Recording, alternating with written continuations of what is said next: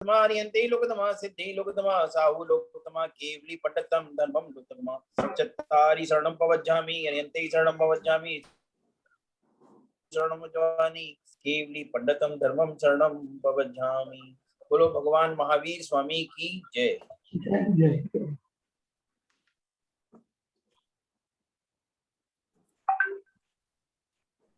कार्यक्रम को शुभ मंगलाचरण के साथ प्रारंभ करने के लिए धन्यवाद मनोज जी। नमस्कार। जैन कोविड-19 हेल्प ग्रुप को साल भर पहले एक सामूहिक सहयोग के माध्यम से को मदद करने के लिए बनाया गया था। इसी ग्रुप ने अपने और समाज के ज्ञानवर्धन के लिए वेबिनार्स का एक श्रृंखला आरंभ करी है। इसी श्रृंखला में आज चौथे वेबिनार के लिए हम एकत्र हुए हैं। अब जैसे जैसे कोविड-19 की जो दूसरी लहर हमारे देश में चल रही है, इसके कुछ थमने के संकेत मिलने आरंभ हुए हैं, तो उससे उभर रहे लोगों को इसके बाद हो सकने वाली कई सारी नई परेशानियों से सावधान रहने की आवश्यकता भी समझ में आ रही है। आज हम उन्हीं में से एक अत्यधिक बहुचर्चित अवस्था, जिसे म्यूकोरमाइकोसिस कहते हैं, पर विमर्श करेंगे।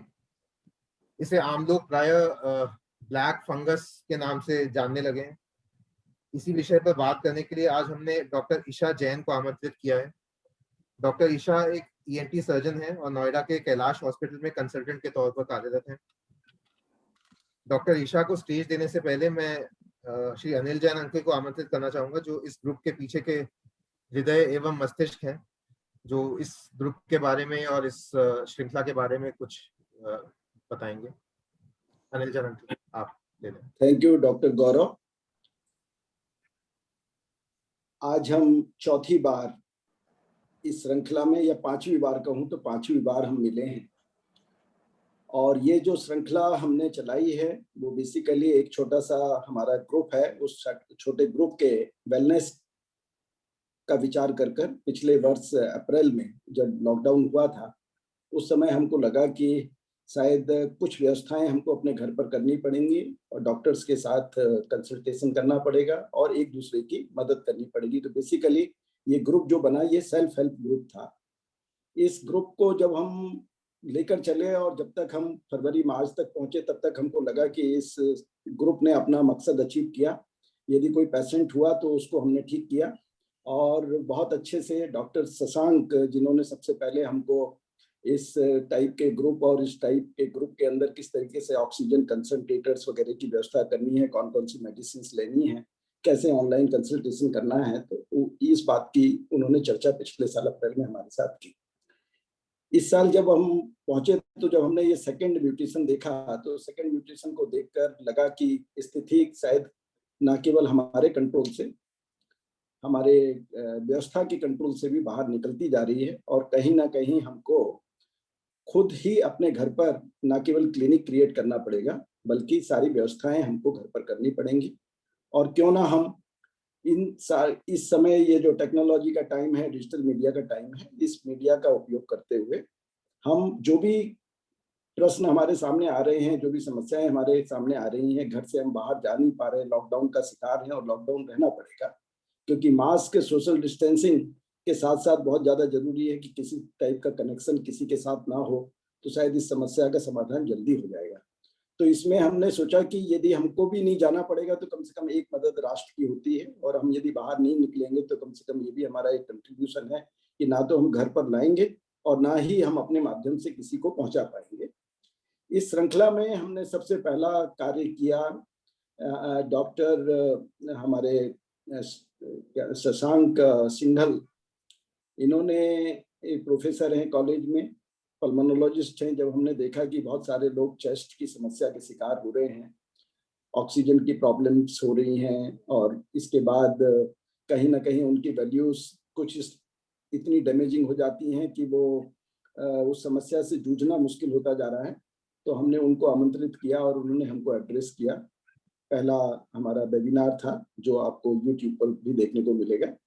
दूसरा वेबिनार फिर हमने किया कि ट्रीटमेंट यदि घर पर करना है तो एलिमेंट्री ट्रीटमेंट क्या होना चाहिए और कौन सा डॉक्टर जिस पर हम अप्रोच कर सकते हैं इमीडिएटली, जब भी जरूरत हो तो उनसे बात कर सकते हैं। और एक तरीके से जूम के माध्यम से एक कोविड क्लिनिक की स्थापना की हमने, और हमारे सारे ग्रुप को वो सर्विसेज प्रारंभ हो गई।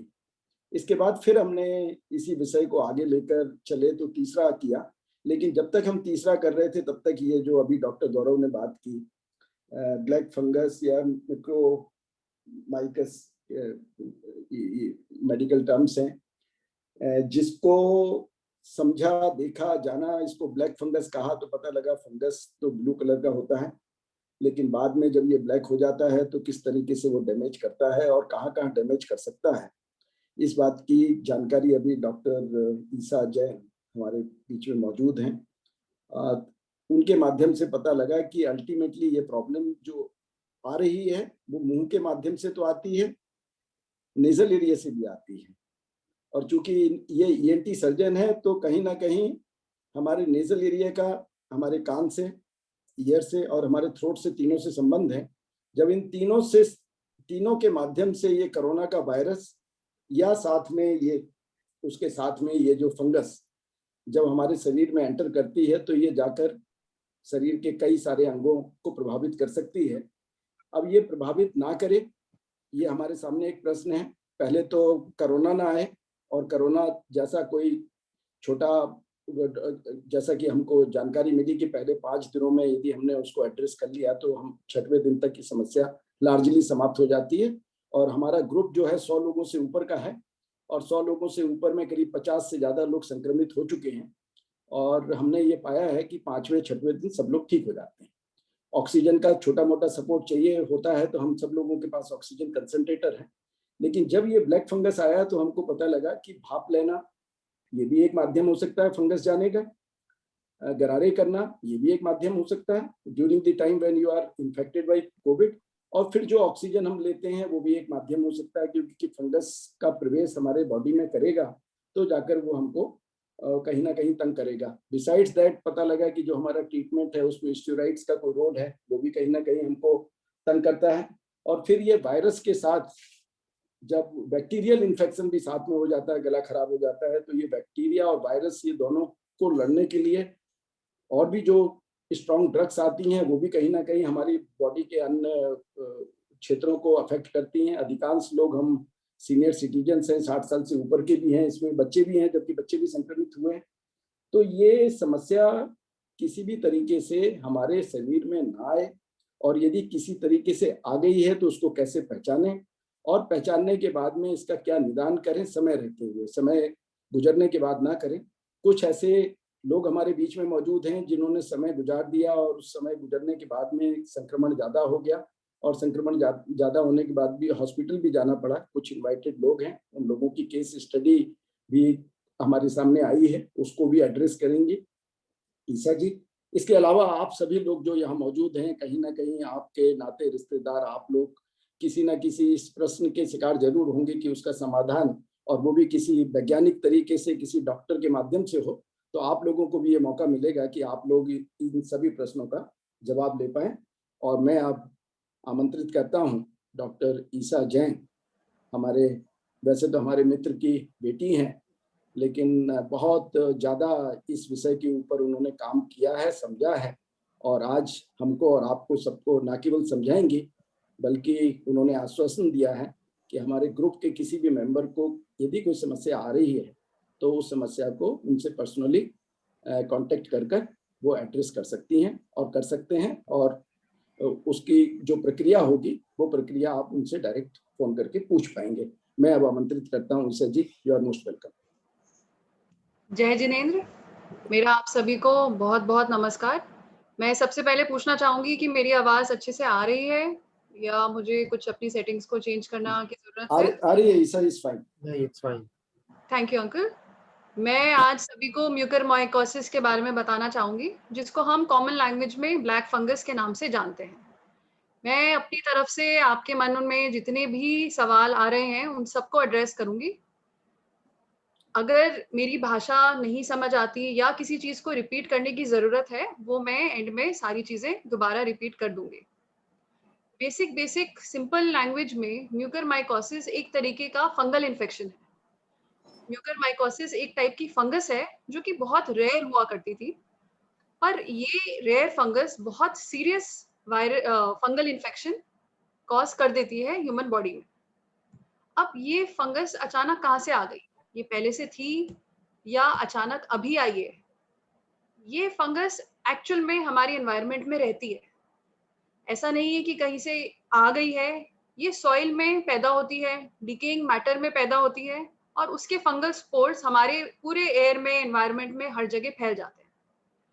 हम उसी हवा को सांस लेते हैं और वो सांस लेने से फंगल के स्पोर्स हमारे नाक के द्वारा हमारे लंग्स में जाते हैं, हमारे साइनसेस में इन्फेक्शन करते हैं, हमारी आईज में इन्फेक्शन करते हैं, जॉ में और यहाँ तक कि ब्रेन में। इसको बार-बार यही कहा जा रहा है कि ये बहुत एक तरीके का सीरियस इन्फेक्शन है, क्योंकि फंगस के बारे में हम सब जानते हैं, एक जगह कहीं पे भी फंगस लग जाए, काई लग जाए, वो नहीं ठीक होती, वो नहीं जाती। तो सबसे इसके लिए बेटर यही रहेगा कि हम इसको प्रिवेंट करें। ये फंगस एंजियो इन्वेसिव है, मतलब ये ब्लड वेसल्स में भी जाके बैठ जाती है, सारे टिश्यूज को नेक्रोज कर देती है, दवाई भी ठीक से उन टिश्यूज में जा नहीं पाती। तो बहुत जरूरी है कि हम इस फंगस को बहुत ही अर्ली स्टेज में पकड़ें, उसका प्रॉपर इलाज कराएं।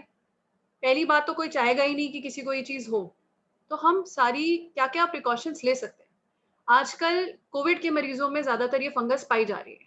ऐसे क्या रीजंस है, क्यों हो रहा है, ये कोविड के साथ एसोसिएशन क्यों है इस चीज का? इस सबको हम एक बाय एक करके देखेंगे। तो सबसे पहले ये फंगल इन्फेक्शन किन लोगों में होता है और क्यों? जितने भी मरीज आज की डेट में कोविड से पीड़ित हैं, उनमें इम्यूनिटी कहीं ना कहीं कम है। इम्यूनिटी कम हो रही है कोविड की वजह से भी या पहले की कोई कोमॉर्बिड कंडीशन से। बिना इन सबके भी कोविड हो रहा है, लेकिन ये फंगस उन लोगों में ज्यादातर पाई जाती है जो कि इम्यूनो कॉम्प्रोमाइज्ड है। उनकी इम्यूनिटी बाकी लोगों की इम्यूनिटी से थोड़ी सी कम है, इन्फेक्शन को फाइट करने की क्षमता कम है। अगर बहुत सारे चोर हैं तो उनके घर में पुलिस कम है। कोविड के मरीजों में स्पेशली जिनमें बहुत ज्यादा स्टेरॉइड दिया जा रहा है, जिनको पहले से डायबिटीज है या फिर स्टेरॉइड के साइड इफेक्ट की वजह से उनका शुगर लेवल बढ़ रहा है, इतना बढ़ रहा है कि वो एक तरीके से अनकंट्रोल्ड शुगर और हाई स्टेरॉइड पे बहुत दिन तक है, उन लोगों में ये फंगस ज्यादातर पाई जा रही है और एम्फोसिस इन्हीं लोगों पे ज्यादातर करा जाएगा। इसके अलावा भी और भी ग्रुप हैं, जैसे कैंसर से पीड़ित लोग जिनका एक्टिव कीमोथेरेपी या रेडियोथेरेपी चल रहा हो, क्योंकि वो भी इम्यूनिटी को कहीं ना कहीं सप्रेस करता है। जिन मरीजों में ऑर्गन ट्रांसप्लांट हुआ, वो भी इम्यूनोसप्रेसिव ड्रग्स पे होते हैं। ब्लड में न्यूट्रोपीनिया होना, मतलब उन सेल्स की कमी होना, या आयरन ओवरलोड, जिनमें आयरन बहुत ज्यादा है ब्लड के अंदर, नॉर्मल लेवल से काफी ज्यादा, उनकी हम बात कर रहे हैं। एक्सटेंसिव स्किन इंजरी होना, बाकी कंडीशंस थोड़ी सी रेयर हैं। ज्यादातर फोकस इसमें मैं कोविड वाले मरीजों में ही करना चाहूंगी कि एक तरीके से जब कोविड आपको स्टार्ट होता है तो पैनिक करके, मैंने देखा है कई लोग पहले दिन से स्टेरॉइड स्टार्ट कर देते हैं, वो बिल्कुल भी ठीक प्रैक्टिस नहीं है। स्टेरॉइड स्टार्ट करने का एक सही टाइम है, सही मरीज है, सही डोज है उसकी और सही ड्यूरेशन है। ये सारी चीजें होनी बहुत जरूरी है। स्टेरॉइड को मैनेज करना बहुत आसान काम नहीं है। कितना स्टेरॉइड जाना चाहिए, कितने स्टेरॉइड को हमें उस पेशेंट को झेलने की क्षमता है, वो देखना पड़ेगा। उस स्टेरॉइड का उस पर कितना असर है, कितनी शुगर उसकी बढ़ रही है। शुगर बढ़ अगर रही है तो हमें क्या उस पेशेंट को इंसुलिन पे मैनेज करना है? मैं मानती हूँ काफी लोगों को पहले से शुगर नहीं थी, पर स्टेरॉइड की वजह से जो शुगर आई है, हमें उसको मैनेज करना बहुत बहुत जरूरी है। तो सबसे ज्यादा एम्फोसिस इसी प्रिकॉशन पे रहेगा कि अगर एक मरीज को स्टेरॉइड की जरूरत पड़ रही है तो वो बिल्कुल पूरे टाइम अपने डॉक्टर के संपर्क में रहें। स्टेरॉइड एक तरीके से दो-धारी तलवार है। उसके कुछ इफेक्ट्स हैं, लेकिन उसके साइड इफेक्ट्स भी हमें झेलने हैं और मैनेज करने हैं। आज की डेट में कोविड के ज्यादातर मरीजों को, जो कि मॉडरेट केसेस हैं या सीवियर केसेस हैं, उनको स्टेरॉइड की जरूरत पड़ रही है। हमें देना है स्टेरॉइड, लेकिन ध्यान से। अब हम ऐसी क्या प्रिकॉशंस और कर सकते हैं? काफी लोग कोविड घर में मैनेज कर रहे हैं और बहुत अच्छे से मैनेज कर रहे हैं, लेकिन उनको फिर भी कहीं ना कहीं ऑक्सीजन कॉन्सेंट्रेटर या किसी टाइप से ऑक्सीजन की जरूरत पड़ रही है। उन कॉन्सेंट्रेटर्स का हम क्या करें?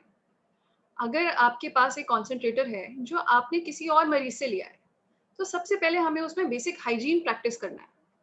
वो जो कॉन्सेंट्रेटर है उसकी आप सारी ट्यूबिंग्स अपने हिसाब से नहीं लें।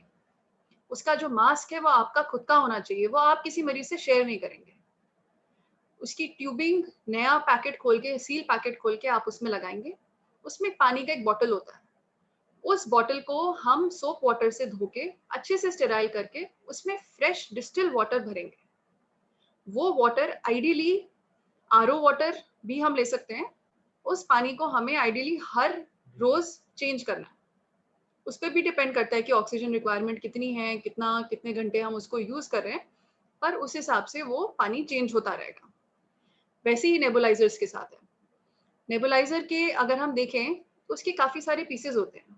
एक माउथ पीस, जो मास्क जो हमारे मुंह पे लगता है, उसके साथ में एक ऊपर एक टॉप पीस होता है, उसके साथ में मेडिसिन कप होता है जिसके अंदर हम मेडिसिन रखते हैं। ये सारे पार्ट्स हम आराम से अलग अलग करके धो सकते हैं। जो गाइडलाइंस हैं वो साफ साफ बताती हैं कि हमें इनहेलर के हर नेबुलाइजर के हर यूज के बाद इन सारे पार्ट्स को अच्छे से धोना होता है। इनको धोना बहुत आसान है, हम साबुन के पानी में इनको डिप करके धो सकते हैं। अच्छे से हवा में इनको सूखने दें नेक्स्ट यूज से पहले। इसमें एक सावधानी बरतनी है, जो नेबुलाइजर की ट्यूबिंग होती है उसको कभी भी गीला नहीं करना। उसको पानी के अंदर डिप इमर्स नहीं करते, क्योंकि अंदर से उसका अगर पानी नहीं सूखा तो दवाई का जो एग्जीक्यूशन है उसमें कमी आ सकती है। ट्यूबिंग को इसलिए हम हर महीने चेंज करते हैं। एक मरीज की ट्यूबिंग दूसरे मरीज में नहीं जाती और अपने सारे पार्ट्स अच्छे से साफ होते हैं, क्योंकि ये फंगस हर जगह है, पूरी जगह एनवायरनमेंट में फैली है। आपके कमरे में है, आपके ऑक्सीजन कॉन्सेंट्रेटर में है, आपके नेबुलाइजर में है, लेकिन आप सबको फंगस नहीं होगा। जिसकी इम्यूनिटी कम है उसी को ये फंगस होगा। लेकिन हम अपनी तरफ से ये जनरल हाइजीन हमेशा प्रैक्टिस करेंगे। आज ये वायरस है, कल वायरस था, आज फंगस आ गई, अब आगे जाके क्या आएगा हमें नहीं मालूम। ये फंगस अभी तक हमने जितनी देखी है और अब आगे कितनी देखने वाले हैं, उसमें क्या चेंजेस आ रहे हैं हमें ये भी नहीं मालूम। इसलिए हमारे से जितना भी चीजें होंगी हम वो सब करेंगे। तो हम ये जनरल प्रिकॉशंस हर बार नेबुलाइजर यूज करने से पहले, ऑक्सीजन कॉन्सेंट्रेटर यूज करने से पहले लेंगे। वैसे ही काफी लोग इनहेलर यूज करते हैं, जो कि पहले से सीओपीडी के पेशेंट्स हैं, उन लोगों को इनहेलर्स प्रिस्क्राइब्ड है। उसमें भी हमेशा ध्यान रखा जाए कि वो इनहेलर अपने साथ किसी और के साथ शेयर ना करें। उसका कई बार बहुत सारे पेशेंट्स ने देखा होगा, इनहेलर यूज करने के बाद टंग के ऊपर एक व्हाइट फिल्म आ जाती है जिसको हम कैंडिडा कहते हैं या ओरल फंगस कहते हैं। ये ओरल फंगस और म्यूकर वाली फंगस में बहुत डिफरेंस है, बट वो फंगस भी काफी ज्यादा लोगों को परेशान करती है और उससे बचना भी बहुत जरूरी है। तो हर बार कहा जाता है कि इनहेलर यूज करने के बाद आप माउथ को अच्छे से रिंस करें या पानी से एक बार कुल्ला कर लें, अच्छे से गागल कर लें। तो यही अभी भी प्रिकॉशंस हम इसके साथ भी बरतेंगे।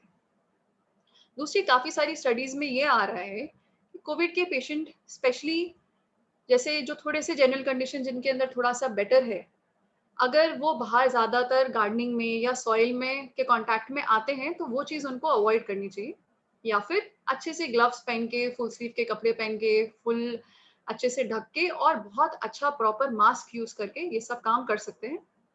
सॉइल की हैंडलिंग में स्पोर्स की कॉन्सेंट्रेशन ज्यादा है, तो चांसेस हमारे पास ज्यादा है।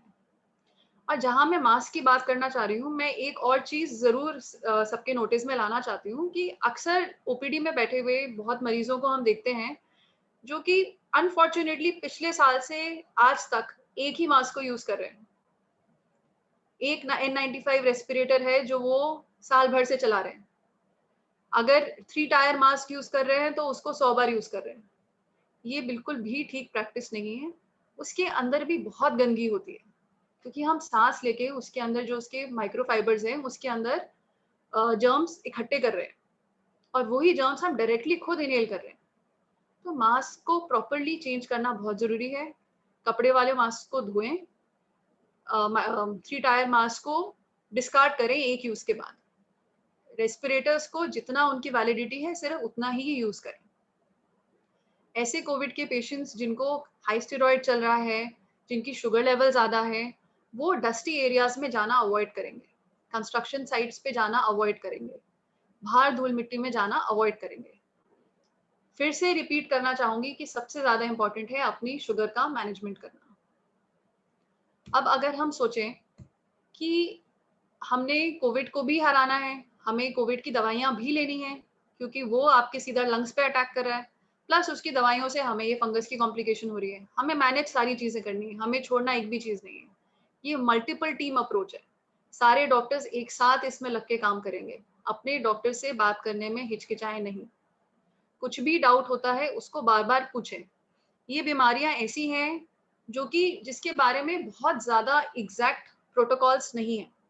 ये प्रोटोकॉल्स धीरे-धीरे टाइम के साथ 1 साल के अंदर बनाए गए हैं।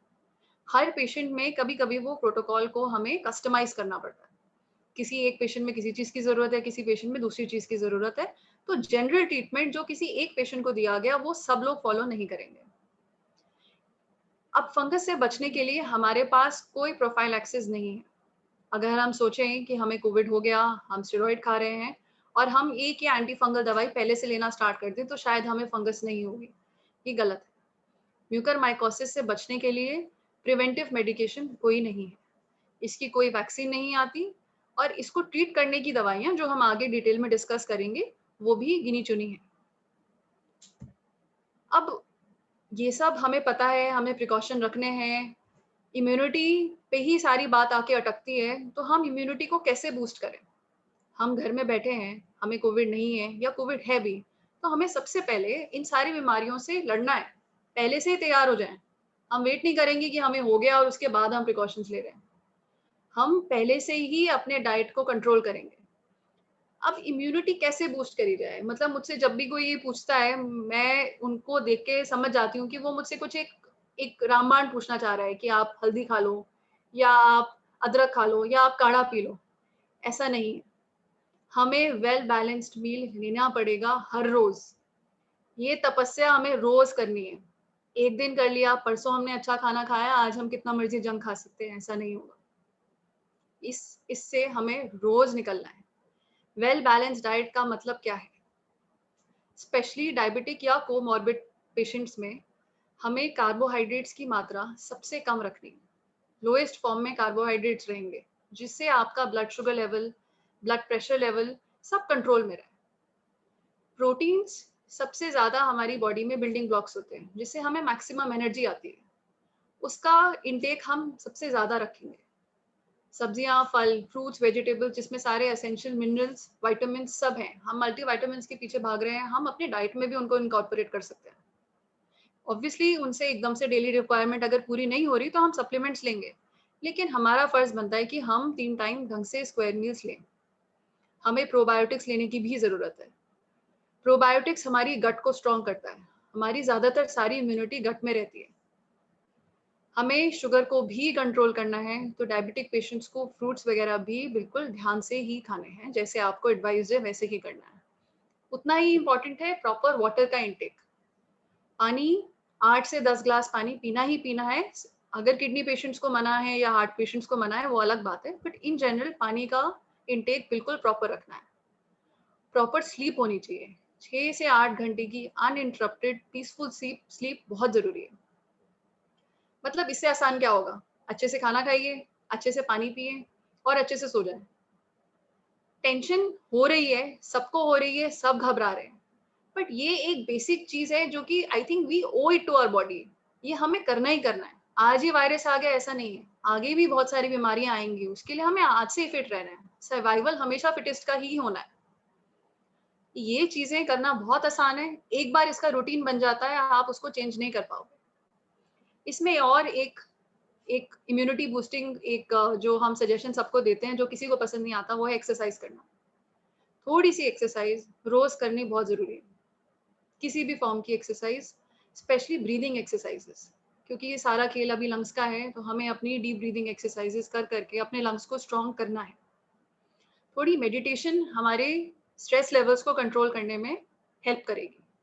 तो meditation is also I think another one things जो कि हमें अपने डेली रूटीन में इनकॉर्पोरेट करना पड़ेगा। हमें नहीं मालूम ये पैंडेमिक कब तक चलेगा, 15 दिन का है या 15 महीनों का है। मेडिटेट हम आज से करेंगे, तभी हम ये 15 महीने पीसफुली निकाल पाएँगे। हमने अच्छे से प्रिकॉशंस ले लिए, हमने अपनी इम्यूनिटी बूस्ट कर ली, बट फिर भी किसी मरीज़ में अगर शुगर लेवल हाई चल रहा है, स्टेरॉइड का यूज हाई चल रहा है और उनको गॉड फॉरबिड ये फंगस हो गई, तो इस फंगस की क्या साइंस है, इसको कैसे हम रिकॉग्नाइज करें कि क्या चीज हमें हो रही है जो ठीक नहीं है। इसमें कुछ साइंस काफी स्पेसिफिक है जो कि यूजुअली कोविड के पेशेंट्स में नहीं हो रहा। आधे पेशेंट्स इसमें कोविड से जूझ रहे हैं या फिर कुछ पेशेंट्स ठीक होने लग रहे हैं। उन पेशेंट्स में स्पेशली अगर अचानक फीवर आ जाए या फिर नाक में कंजेशन जो पहले भी था कोविड के टाइम पे, बट अचानक एक साइड में कंजेशन हमें ज्यादा लगने लगे, हमें फेस भारी लगने लगे, हमारी उस एक साइड आंख में रेडनेस आनी स्टार्ट हो जाए, आंख स्वेल होनी स्टार्ट हो जाए, फेस पे नमनेस आ जाए, हमें महसूस ना हो, या फिर बहुत अक्यूट पेन होना शुरू हो जाए, ये सब चीजें ज्यादातर एक साइड पे ही होती है। कुछ पेशेंट्स में दोनों साइड पे आ रहा है असर, बट मोस्टली मेजॉरिटी में एक साइड का प्रेवलेंस ज्यादा है। तो आंखों का सूजना, नाक का सूजना, नाक में कंजेशन आना, नाक से ब्लैक कलर का डिस्चार्ज निकलना या फिर ब्लडी डिस्चार्ज निकलना, आंखों पे स्वेलिंग आकर आंखों से डबल दिखना, या फिर जो आपके रेस्पिरेटरी सिम्टम्स हैं जो पहले से ही चल रहे थे वो वर्स हो जाना, क्योंकि कभी कभी ये फंगस जाके लंग्स में भी बैठ रही है, खांसी में अचानक ब्लड आना, ये सारे सिम्टम्स हमें ध्यान देने हैं। इसमें से कॉमन सिम्टम्स नाक का कंजेशन, आंखों की रेडनेस और चीक पे हेवीनेस है। कुछ लोगों में जॉ के सिम्टम्स आ रहे हैं, उनके दांत लूज हो रहे हैं। ये सारे सिम्टम्स को भी बहुत ध्यान से सबसे पहले आते ही अपने डॉक्टर से डिस्कस करना। इसमें मैं फिर से रिपीट करना चाहूंगी, ऐसा नहीं है कि आप अपने आप से घर पे कोई दवाई लेके देखें कि मैं पहले ये कर लेता हूँ फिर मैं देखूंगा डॉक्टर के पास जाना है, हॉस्पिटल में इतने कोविड के पेशेंट से मैं कैसे जाऊं। ऐसा नहीं है, ये फंगस कोविड से ज्यादा सीरियस है। हमें इस फंगस का इलाज बहुत अर्ली स्टेज पे स्टार्ट करना बहुत जरूरी है। इस फंगस को हम जितना जल्दी काबू में करेंगे उतना ज्यादा पेशेंट के बचने के चांसेस हैं। अब हमें क्या करना है, कोई प्रोफाइलैक्टिक दवाई तो है नहीं, तो हमें सबसे पहले अपने डॉक्टर से बात करनी है कि मुझे ये चीज हो रही है, मुझे ये सिम्टम आ रहा है। चाहे वो आपको ये कहेगा कि नहीं ये नॉर्मल सिम्टम है, बट एटलीस्ट हमें तसल्ली है कि हमने पता करा और हमें एक पीस ऑफ माइंड चाहिए इसमें। डॉक्टर आपको कई बार हो सकता है, जैसे हम लोग आजकल प्रैक्टिस कर रहे हैं, सबसे पहले इसके अंदर हमें नेजल इवैल्यूएशन ढंग से करना है। हम नाक को अच्छे से चेक कर रहे हैं, कभी कभी एंडोस्कोपी की मदद से या डायरेक्ट आंख से जो दिख रहा है वो। साथ के साथ आपको हो सकता है डेंटल में भेजा जाए, आपके जॉ को अच्छे से एग्जामिन कराया जाए, आपकी आई का टेस्टिंग हो, और इसके साथ साथ साइमल्टेनियसली हम कुछ इमेजिंग भी चाहते हैं। जो एरियाज हमें आंख से नहीं दिखते वो हम रेडियोलॉजी से देखते हैं। हम पेशेंट का सीटी कराएंगे, हम एमआरआई कराएंगे, हम ब्रेन में वो गया है या नहीं गया वो दिखना चाहेंगे। मैं आपको बता दूं, ये फंगस ज्यादातर नाक से जाती है, क्योंकि हमने सांस से इनहेल किया वो स्पोर, वो नाक में जाके बैठ गई, नाक में उसने घर करना शुरू कर दिया, नाक से जुड़े हुए जो साइनस हैं जो इस चीक के पीछे होते हैं उसमें वो फैलना स्टार्ट हो गया। अब इस साइनस के अंदर हम कनेक्शन आई से है या फिर जॉ बोन से है। इस फंगस की ये स्पेशलिटी है कि वो बोन्स को अंदर से खाना स्टार्ट कर देती है, वो ब्लड वेसल्स में घुस जाती है, उनका ब्लड सप्लाई रोक देती है और वो सारे टिश्यूज गलने स्टार्ट हो जाते हैं। अंदर ही आपके पूरे चेहरे को गला देगी, खा जाएगी। और जब तक इतने सीरियस सिम्टम्स आएंगे हम पेशेंट को देखते हैं और वो पहले से ही सारे फंगस से अच्छे से पीड़ित होता है। सीटी स्कैन्स हमें ये मदद देते हैं, एमआरआईज हमें ये मदद देते हैं कि वो फंगस कहाँ तक फैल गया। आंख इन्वॉल्व हो गई, ब्रेन इन्वॉल्व हो गया, लंग्स में कहाँ पे है, क्या है। कभी कभी कुछ पेशेंट्स में कुछ डाउट्स होते हैं कि ये फंगस जैसा लग रहा है बट हो सकता है नहीं हो सकता है नॉर्मल साइनोसाइटिस हो सकता है बैक्टीरियल इन्फेक्शन हो। हर फंगस साइनोसाइटिस के पेशेंट में हम नाक से या फिर जहाँ पे भी फंगस आई है वहां से एक छोटा सा टिश्यू का पीस लेकर उसको माइक्रोस्कोपिक एग्जामिनेशन करते हैं। फंगस की दवाइयाँ बहुत हफ्ते महीने तक चलती हैं। ऐसी दवाई स्टार्ट करने से पहले हमें कंफर्मेशन चाहिए कि ये कौन सी फंगस है, ये फंगस है भी या नहीं। पर क्लिनिकल सस्पिशन में हम कभी कभी इन बायोप्सी रिपोर्ट्स की वेट नहीं करते, हम वो मेडिसिन पहले से ही स्टार्ट कर देते हैं। किस में मेडिसिन स्टार्ट करनी है, किस में रिपोर्ट पहले लानी है, किस में क्या करना है, ये हर पेशेंट के लिए अलग होता है। कोई जनरलाइज्ड रूलिंग हम इसमें नहीं निकाल सकते। जनरलाइज्ड रूलिंग सिर्फ ये है कि सिम्टम होते ही आप अपने डॉक्टर से संपर्क करें। इस फंगस में नाक से लेकर दिमाग तक का सफर 1 दिन से लेकर 6 दिन तक भी हो सकता है। किसमें 6 दिन लगेंगे और किसमें 1 दिन लगेगा ये हम नहीं बता सकते। तो हम इसके अंदर कुछ घंटे भी वेस्ट करना नहीं चाहेंगे। ये सारे ब्लड इवैल्यूएशंस इसके अंदर कुछ ज़्यादा हमें हेल्प नहीं करते। एक्स-रे पिक्चर्स साइनसेस या आई ऑर्बिट को देखने के लिए ज़्यादा हेल्प नहीं करते। इसमें बड़ी इमेजिंग्स ही होती हैं, सीटी स्कैन्स या एमआरआईज़ ही होते हैं। और असली क्लिनिकल डायग्नोसिस जो है वो इंस्पेक्शन पे होता है, पेशेंट को देखने पे होता है। उसकी नाक में क्या फाइंडिंग है उसको देखने पे होता है। यही आपका इवैल्यूएशन होगा, जो कि कई बार वीडियो कंसल्ट पे इतने ढंग से नहीं हो पाएगा। मैं इसीलिए इस बात को एम्फेसिस करना चाहती हूँ, क्योंकि सब लोग चाहते हैं सेफ्टी अपने एक सेफ कोकून में आकर इस चीज़ को क्योर कराएं। बट ये फंगस ऐसी नहीं है जो कि इतना इजीली मैनेज हो जाए। इसमें हमें इमीडिएटली दवाई देना स्टार्ट करना बहुत ज़रूरी है। हमें इमीडिएटली उसको इवैल्यूएट करना ज़रूरी है। जो अर्ली स्टेजेस में फंगस आ गई, हम उसको ट्रीट कर सकते हैं। बट लेट स्टेजेस के अंदर बहुत काफ़ी ग्रिम सिचुएशन चल रही है। अब ट्रीटमेंट क्या है इसका? इसमें अनफॉर्चुनेटली कोई टैबलेट, बेसिकली इसमें जो दवाई है उसका नाम है एम्फोटेरिसिन बी।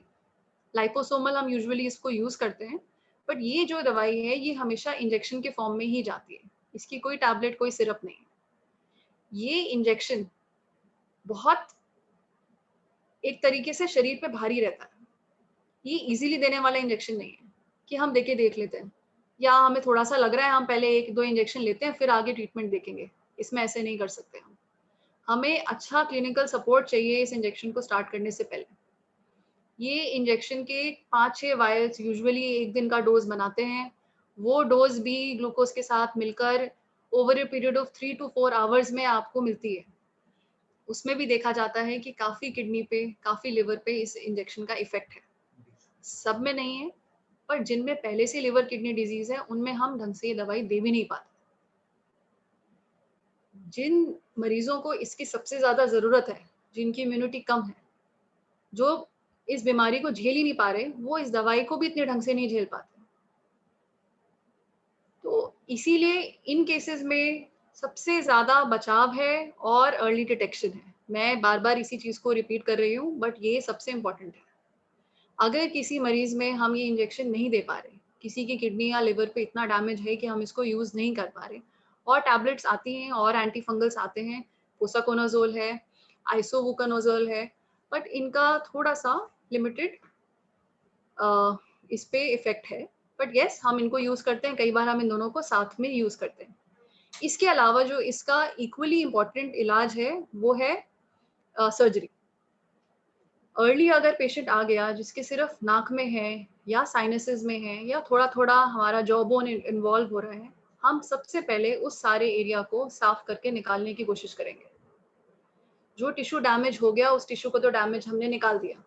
हम इसमें कई बार आँखों की भी सैक्रिफाइस दे देते हैं। हमें आई बॉल भी निकालनी पड़ सकती है। नाक से लेकर आई बॉल से लेकर जबड़े तक का ये सारा ब्लॉक कई बार पेशेंट्स का हमें इसमें निकालना पड़ता है। ये सब चीज़ें डराने के लिए नहीं है, ये सब सच है। इस सबको इमीडिएटली निकालने के बाद, दवाइयाँ स्टार्ट करने के बाद, वो दवाइयाँ कब तक चलेंगी हमें ये भी नहीं मालूम। किसी पेशेंट में वो दवाई 2 हफ्ते चल रही है, 3 हफ्ते, 4 हफ्ते, 5 हफ्ते, 6 हफ्ते, महीने। ये सब मरीज़ पे डिपेंड करता है। उस मरीज़ को कितने सिम्पटम्स हैं, उस मरीज़ की इम्यूनिटी कितनी आई है, उस मरीज़ में हम स्टेरॉइड रोक पाए या नहीं रोक पाए, उसकी शुगर लेवल कंट्रोल हो पा रही है या नहीं हो पा रही, या उसके अंदर और कोई डिजीज़ेज़ चल रही हैं या नहीं चल रही। इन सब चीज़ों पे डिपेंड करता है इसका ट्रीटमेंट, एंड ये ट्रीटमेंट इतना आसान नहीं है। ये इंजेक्शंस अभी भी हमारे पास बहुत लिमिटेड सप्लाई में ही हैं। इसकी भी शॉर्टेज आने वाली है, ये भी अवेलेबल नहीं होंगे। अभी तक जितने पेशेंट्स आए हैं उनको भी प्रॉपर पूरी डोजेज़ मिलनी स्टार्ट नहीं हो पा रही ढंग से। ये हमें बच के ही चलना है, सर्जरी से हमें कतराना नहीं है, हमें इमीडिएटली इसमें एडमिशन करने की ज़रूरत पड़ती है। ड्यूरेशन जैसे मैंने आपको बताया, इसमें हफ्ते-हफ्ते से लेकर महीने-महीने भी लग जाते हैं, और फ़ॉलो-अप में आपको बार-बार आपकी रिपीटेड एंडोस्कोपीज़ होंगी, आपके वही सीटी स्कैन्स या एमआरआईज़ दोबारा-दोबारा होंगे। इसमें हम ब्लड टेस्ट से कंफर्म नहीं कर सकते कि आपका फंगस खत्म हो गया या नहीं खत्म हो गया। ये एक्सरे से हम नहीं कंफर्म कर सकते। हमें हर बार इसमें जाके क्लिनिकली इवैल्यूएट कराना बहुत ज़रूरी है। आपके सिम्पटम्स बहुत इंपॉर्टेंट है इसमें। हमने पेशेंट में सर्जरी कर दी, हमने उसको दवाई चढ़ा दी, हमने दवाई के साथ पेशेंट को वार्ड में रखा हुआ है, तीसरे चौथे दिन उसको वापस पेन और वापस नमनेस स्टार्ट हो गई, तो हम सस्पेक्ट करेंगे कि वो फंगस रीग्रो कर गई। सब कुछ करने के बाद भी वही चीज़ सिचुएशन वैसी की वैसी रह सकती है। उसमें हमें रिपीटेड सर्जरीज भी करनी पड़ सकती हैं और ले दे के ऑप्शंस हमारे पास सिर्फ यही हैं, सर्जरी, एम्फोटेरिसिन बी या फिर और कुछ एडिटिव एंटीफंगल्स जैसे कि पोसाकोनोजोल वगैरह। दवाइयाँ यही रहेंगी। अब एक और चीज़ जो ज़्यादातर लोग कंसर्न हैं कि हमारे पास पेशेंट है, कोविड का है, उसको फंगस हो गई। अब उसके आसपास जो लोग हैं, क्या उनको वो फंगस हो सकती है? उनको वो फंगस उस पेशेंट से डायरेक्टली मिल रही है या जो हवा में जो फंगस के स्पोर्स हैं उससे मिल रही है, ये हम कैसे बताएं? अगर साथ में जो उसका केयर गिवर है उसकी भी इम्यूनिटी लो है, उसका भी ब्लड शुगर लेवल ठीक नहीं चल रहा, तो उसको वो फंगस हो सकती है। फंगस हवा में किसी को भी हो सकती है, बट वो उन्हीं लोगों में रही है जिनकी इम्यूनिटी ठीक नहीं है। इन सारी चीज़ों से हमें ये समझ में आता है कि इसका ट्रीटमेंट काफ़ी मुश्किल है। हमारा एम्फोसिस इसको बचाने में रहेगा। इसके साथ-साथ हमें कोविड का भी ट्रीटमेंट करना है। हम कोविड को इग्नोर नहीं करेंगे। हमें कोविड से बचाने के लिए जो दवाइयाँ देनी हैं, जो स्टेरॉइड देने हैं, वो देंगे। लेकिन उसके साथ-साथ हम अपनी शुगर भी कंट्रोल करेंगे और फंगस से भी बचेंगे और फंगस का जल्दी इलाज कराएँगे। क्योंकि इसका जो प्रोग्नोसिस है, अगर सिर्फ आँख से लेकर नाक तक ही डिज़ीज़ सीमित है, तो उसके अंदर मॉर्टेलिटी अभी भी 40% है। और जिसमें ये नाक से लेकर ब्रेन तक चली गई, उसके अंदर मॉर्टेलिटी 85% से लेकर 90% तक है। ये जो मॉर्टेलिटी के रेट्स हमारे पास हैं, ये हमारे पास पहले के हैं। जब कोविड नहीं था तब के हैं। अब कोविड के साथ ये म्यूकर मर मिलकर क्या मॉर्टेलिटी बनाती है, इसके बारे में हमारे पास अभी डेटा नहीं है। बट हम सोच के चलेंगे कि और बुरा ही होगा। तो इन सब चीज़ों से हम डरेंगे नहीं, बट इनका सामना करेंगे। बेसिक हाइजीन प्रैक्टिस करेंगे और बेसिकली इन सब इन सब चीज़ों को थोड़ा-सा ध्यान में रखकर इसमें थोड़ा अर्ली डिटेक्शन करेंगे। आई थिंक मैं अभी इतना, जहाँ तक मुझे लग रहा है, यही मेरे दिमाग में था जो मैं बताना चाह रही थी। आप इसको लेके कुछ चीज़ अगर नहीं क्लियर वो आप मुझसे पूछ सकते हैं या और कोई क्वेश्चंस हैं तो वो आप मुझे एड्रेस कर सकते हैं।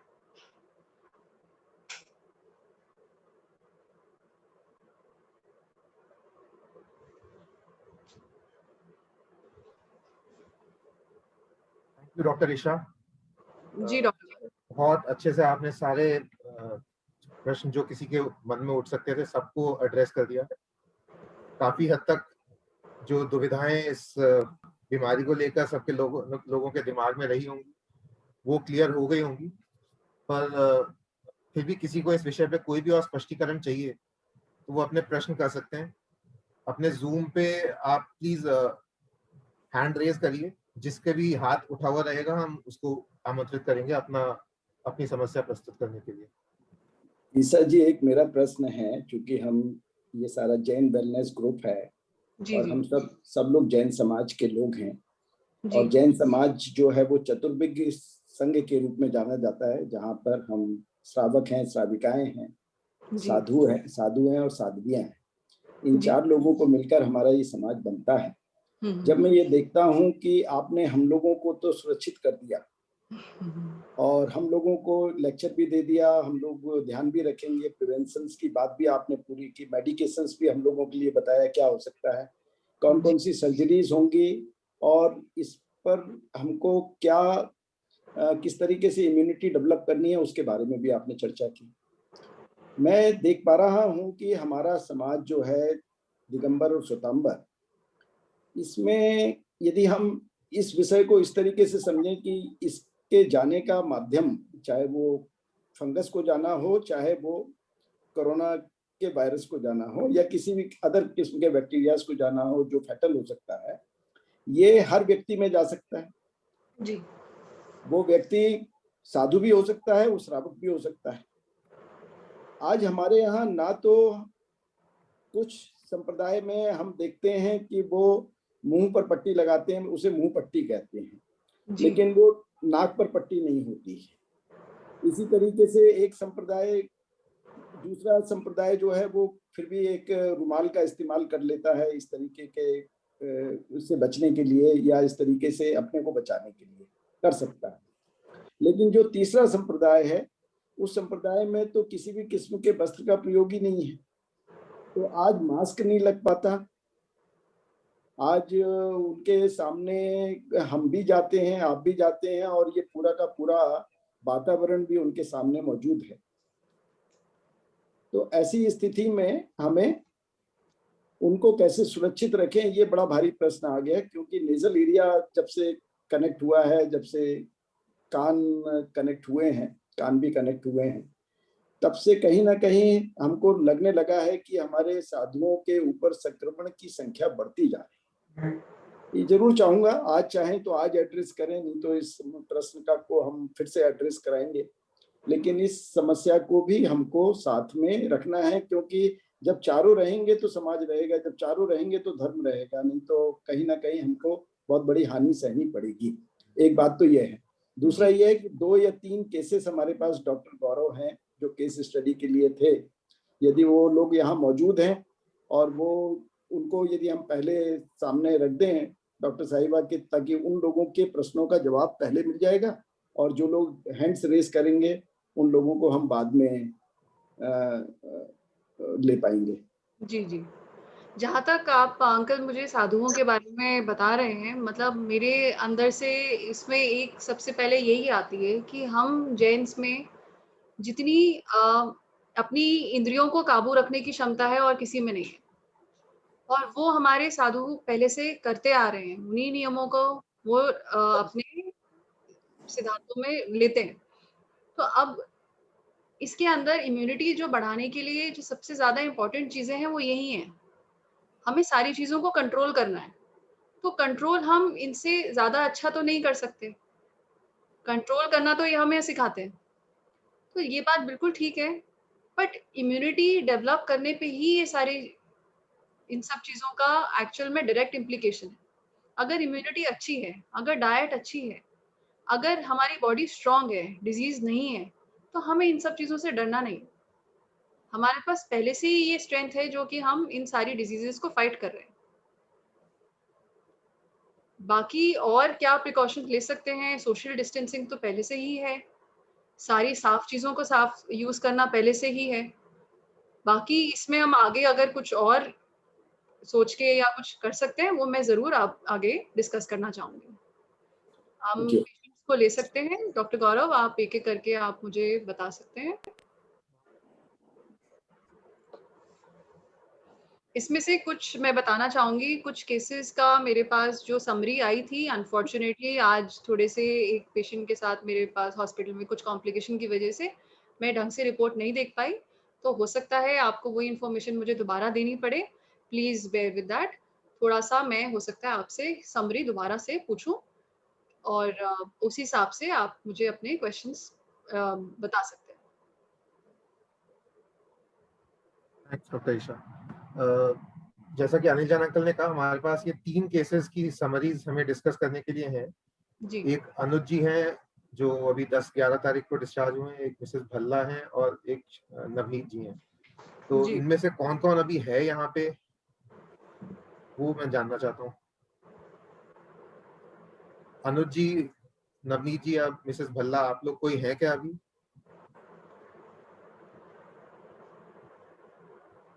मिस्टर नवनीत जैन की फैमिली है यहाँ पर, उनकी वाइफ है।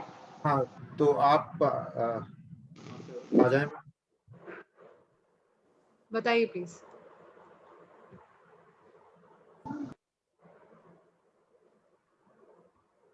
बताइए मैम।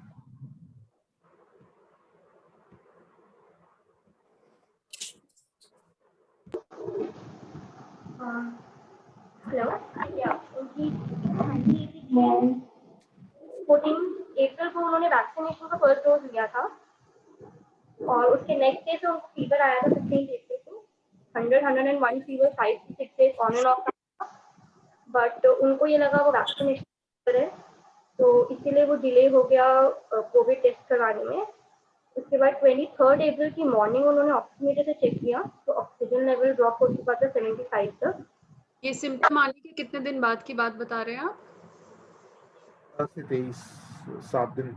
100 फीवर रहा, ऑन एंड ऑफ रहा।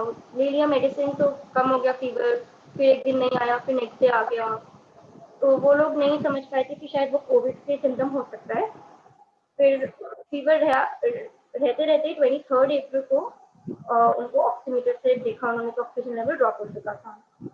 उसके बाद उन्होंने ऑक्सीजन कॉन्सेंट्रेटर पे स्टार्ट कर दिया, बट क्योंकि लेवल मेंटेन नहीं हो पाया कॉन्सेंट्रेटर पे 5 फ्लोर रेट सेट करने पे भी, तो he had to be shifted to a hospital. तो नोएडा में शिवालिक हॉस्पिटल में वो एडमिट हुए। He was shifted to ICU. ICU में 1 वीक रहे। उनका डी डाइमर इंक्रीज हो गया था 2700 तक। तो उनको ब्लड थिनर का इंजेक्शन दिया, वो ड्रॉप हो गया, वापस ठीक आ गया, 270 के अराउंड आ गया था। बट वहाँ पर भी ऑक्सीजन लेवल उनका काफ़ी ड्रॉप होता था and continuous 24 hours he had to be there on the oxygen support. BiPAP machine भी लगी थी, कॉन्सेंट्रेटर भी था। उसके बाद 8 डेज वो आईसीयू में रहे। जब उनकी ब्लड रिपोर्ट्स नॉर्मल आ गई तो उनको रूम में शिफ्ट कर दिया। रूम में भी वो ऑक्सीजन सपोर्ट पे रहते थे और उनकी स्टेरॉइड भी चल रही थी। स्टेरॉइड के पहले इंजेक्शन लग रहे थे। उसकी वजह से उनका शुगर 225 तक पहुंच गया था। वो वैसे नॉन डायबिटिक है।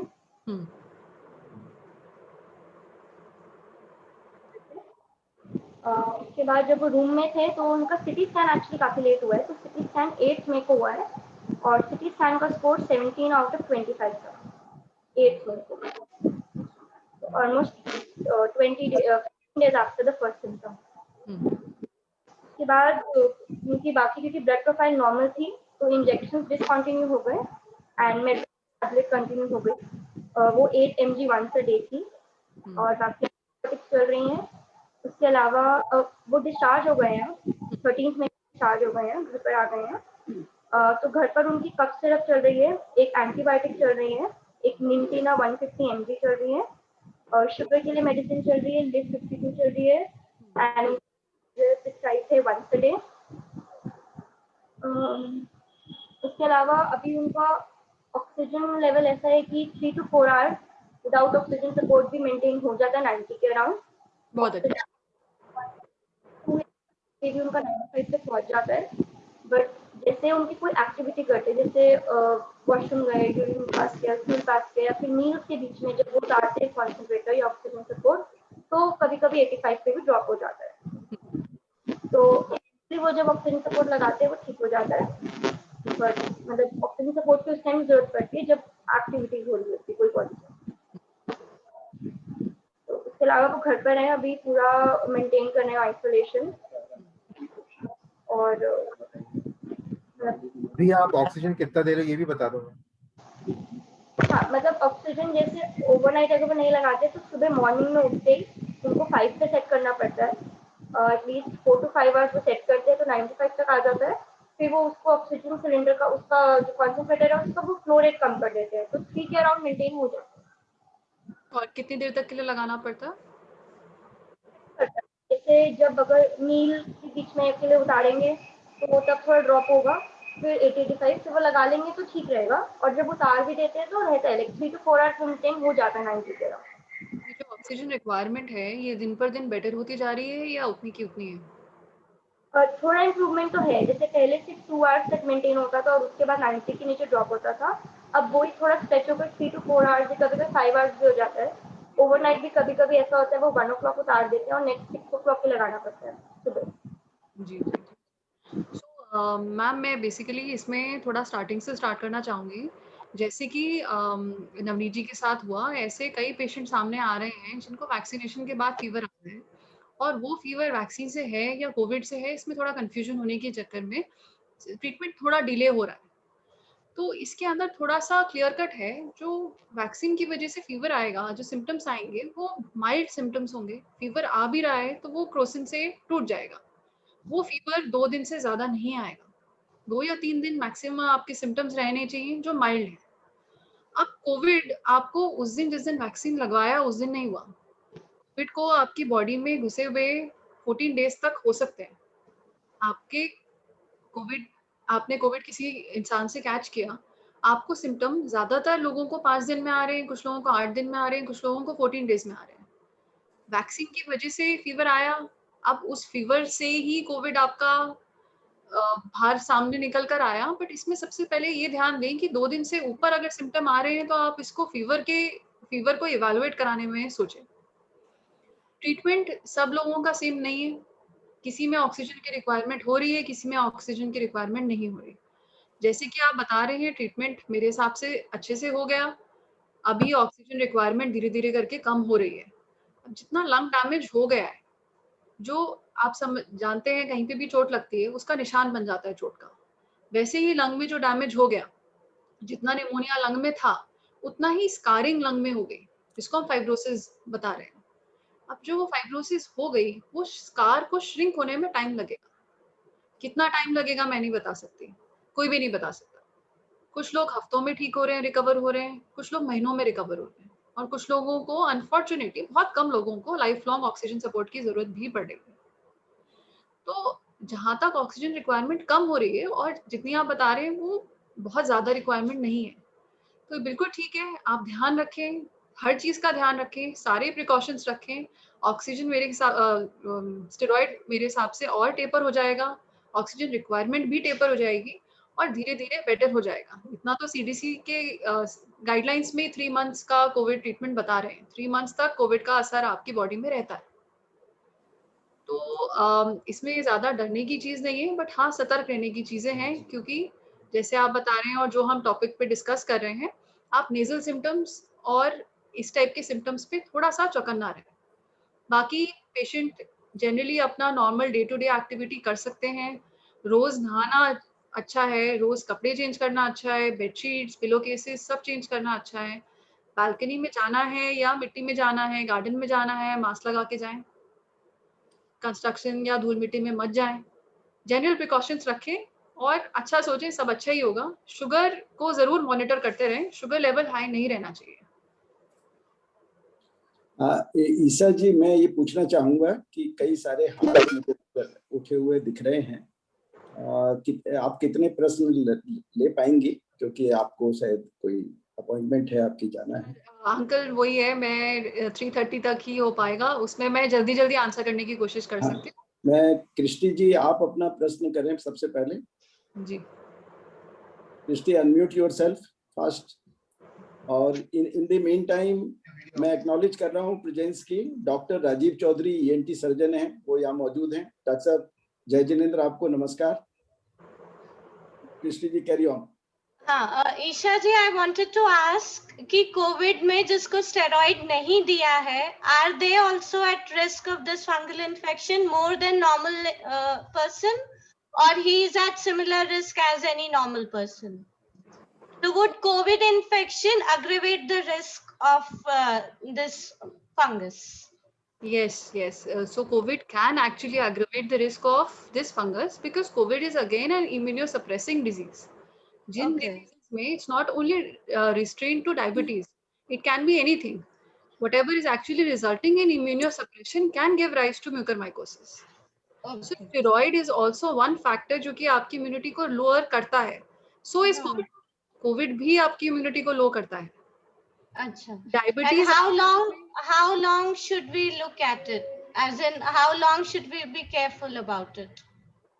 If the patient has recovered and if the general condition is better and the immunity is definitely improving, the patient is improving, the fatigue is improving, the general weakness is going, so we will see that the patient is fine.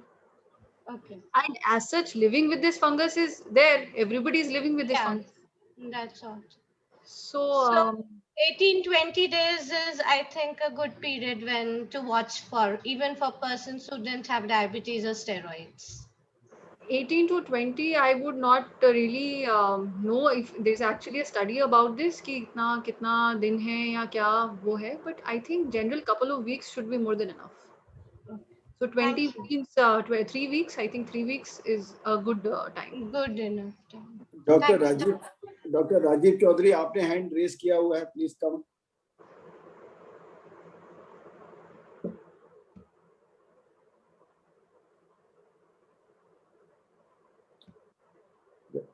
जब तक वो आ पा रहे हैं, मेरे ख्याल है कोई प्रॉब्लम है। अनम्यूट कीजिए आप अपने आप को। हाँ, Hello. please go ahead. Yes, go ahead. We can listen. Am I audible? Yes, you are very much Ah. audible. Thank you, Dr. Isha, ji for very informative and very precise description about mucormycosis. I have very few questions. Is the mucor the same mucor which we used to study along with spirogyra and mucor? So is that mucor which is causing pathogenesis? I'm sorry, I didn't catch the last part. Is the mucus? Is it the same mucor हाँ fungus? हाँ. Is that the culprit? Is that? And is it the culprit? Yes, it is mucormycosis only. It's caused by that fungus mucor, which belongs to the group Zygomycetes. It is a mucor fungus जो जिसके spores हमारे inhale करने से, जो हम mucormycosis सदियों से पढ़ते आ रहे हैं, जो कि इतना rare disease हुआ करती थी, जो कि 2-3 साल में एक patient दिख जाए, वो भी बड़ी मुश्किल से diagnose होता था. It's the same mucormycosis जो कि अचानक flare हो गया. Another thing, Fungus. how it can be differentiated with Aspergillus niger? Aspergillosis niger is obviously going to behave in a very different way. So clinical suspicion, मतलब mucormycosis is more invasive. It is going to थोड़ा clinically जो फैलेगा ज़्यादा, उसका presentation different है. Aspergillosis के जो balls होते हैं, वो lungs में करते हैं. Secondly, yes, we will always have to back this up with a microbiology report. हमको वो जो fungus है microscopic examination करना पड़ेगा. As we know, mucor is a aseptate fungus. उसमें हमको septations नहीं दिखेंगे. Aspergillosis के special tests हैं, special dyes हैं, जिसमें वो बहुत जल्दी diagnose हो जाता है. And unfortunately, वो dyes mucormycosis पे काम नहीं करते. Thank you, doctor. डॉक्टर साहब, मैं नंबर शेयर करूंगा ईशा का. Sure. मुझे तो लग रहा है आज यहाँ चुनमुन भी मौजूद है नीदरलैंड से. हेलो चुनमुन. हाँ, चुनमुन है. देख रहा था. और ईशा, चलिए ईशा का और चुनमुन का कोई कनेक्ट है, कल कराऊंगा. गोइंग फॉरवर्ड, क्योंकि अब हम we are running out of time, may I request Saraj ji to come and place pay thanks to everybody. और जिन लोगों ने भी hands raise किए हैं, मैं नंबर शेयर कर रहा हूं. आप सभी लोग अपनी अपनी क्वेरी ईसा जी को कीजिए, वो अपने आप आपको डायरेक्ट आपके व्हाट्सएप पर रिप्लाई करेंगी. गो अहेड सरज जी. बिल्कुल. Thank you. Sir, would you like to share? या आज चूंकि एक मौका है हमारे सामने, हमारी माँ इंदू जी हमारे बीच में नहीं है, इनका एक ट्रिब्यूट्स का प्रोग्राम हम जल्दी रखेंगे. 13 मई को वो हमारे बीच में इसी कोरोना महामारी से चली गई. टाइम्स हाउस की चेयरपर्सन हैं, पद्म भूषण हैं, और जैन समाज की तो सर्वोपरि नेता रही हैं. आज हमारे बीच में वो इस अवसर पर नहीं है. मैं और ये पूरा परिवार जो आज यहाँ उपस्थित है, उनकी तरह अपने सब लोगों की तरफ से उनके प्रति हार्दिक संवेदनाएं व्यक्त करते हैं. और हम प्रार्थना करते हैं कि वो जहाँ भी रहें, जैसी भी रहें, कहकर गई हैं कि हमको मृत्यु को उत्सव के रूप में मनाना चाहिए. तो हम भी उनको आज उस उत्सव प्रेमी अवस्था में अपने आप को देख रहे हैं, अपने आप को पा रहे हैं. और हम सब की तरफ से उनको अपनी अपनी हार्दिक श्रद्धांजलि और संवेदनाएं व्यक्त करते हैं. और मैं अब निवेदन करता हूं भाई शरद जी से कि आए और लेट हिम इस इतने वंडरफुल प्रेजेंटेशन के लिए, इतना इंफॉर्मेटिव प्रेजेंटेशन के लिए ना केवल ईसा जी को थैंक्स कहें, बल्कि यहाँ जितने लोग मौजूद हैं जो इसका लाभ उठा सकें, उन सभी को धन्यवाद हमारी तरफ से. Go ahead please. जय जिन्हें. इस जूम सभा के अंत में मैं महावीर स्मारक अथवा जैन वेलनेस ग्रुप की ओर से डॉक्टर ईशा जैन का हार्दिक धन्यवाद करना चाहता हूं कि उन्होंने इतने कम समय में इतनी ज्यादा डिटेल्ड जानकारी और सही जानकारी हम सबको प्राप्त करवाई. इस सभा का उद्देश्य कोई प्रिस्क्रिप्शन देना नहीं था, अपितु ये जानकार बनाना था सबको कि इस ब्लैक फंगस का सही इलाज क्या हो सकता है और कैसे हम उसकी ओर अग्रसर हो सकते हैं और कैसे हम उससे अपने आप को बचा सकते हैं. आशा है कि हम इस उद्देश्य में सफल हुए हैं. आप सब अपने सुझाव जैन स्मारक यूट्यूब चैनल में कमेंट के द्वारा हमको भेज सकते हैं. हम कोशिश करेंगे कि उन पर अमल करें. जैन स्मारक चैनल सब्सक्राइब करें ताकि हमारे और भी वीडियोस आपको उपलब्ध हो पाए। यह इस श्रृंखला का जैसे पहले भी बताया गया कि चौथा वीडियो है। इससे पहले श्रृंखला में हमने जो वीडियोस जैन महावीर स्मारक पर डाले रखे हुए हैं वो कोविड ट्रीटमेंट एट होम है, कोविड आइसोलेशन और ट्रीटमेंट के ऊपर है, और कैसे चेस्ट और लंग्स को बचाया जाए उस पर भी एक वीडियो है।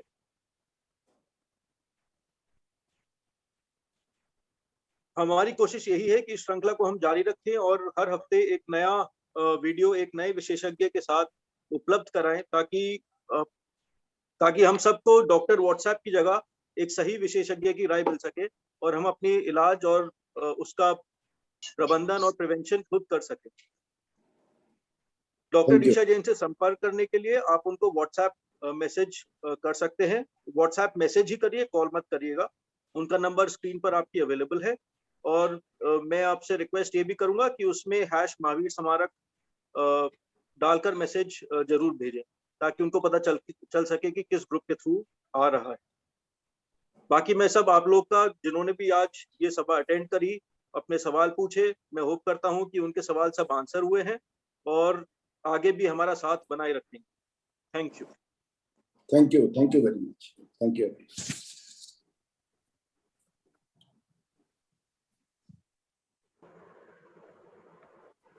मैं भी एक बार सबको थैंक यू देना चाहूँगी मुझे इस अपॉर्चुनिटी को देने के लिए। और ये बहुत अच्छा प्लेटफॉर्म रहा जिससे बहुत ही कम समय में थोड़ी बहुत इन्फॉर्मेशन सबके पास पहुँच गई। So thank you so much. Thank you so much doctor Isha, बहुत इंफॉर्मेटिव सेशन आपके साथ रहा आज। Thank you doctor Gaurav. Thank you, everyone. I'm closing the meeting.